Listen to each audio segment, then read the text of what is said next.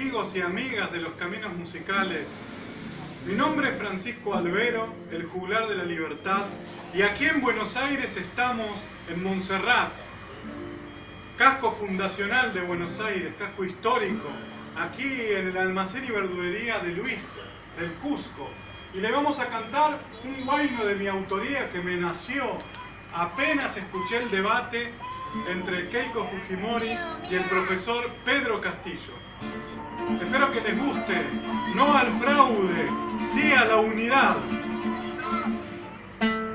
Arriba pueblo peruano, el soberano, desde los Andes al mar, en libertad. Porque te sobra el coraje y tus valores has sabido conservar. Hoy tu esperanza vive en tus luchas y nada la detendrá. Junto al maestro Pedro Castillo, el Perú triunfará. Somos peruanos y de la mano nuestro futuro está en flor. Somos maestros, somos ronderos, corazón del Perú. Somos andinos, somos del pueblo, un pueblo trabajador.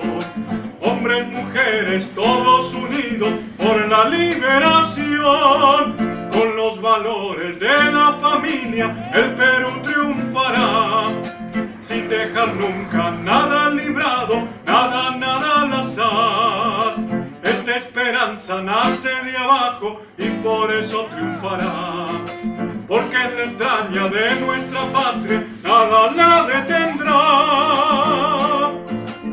Arriba pueblo peruano, desde los Andes al mar, porque te sobra el coraje, has sabido tu luchar. Hoy tu esperanza vive en tus luchas y nada la detendrá. Junto al maestro Pedro Castillo, por una democracia popular, toda Latinoamérica abraza al Perú desde Argentina. El Perú triunfará, es la verdad, en unidad.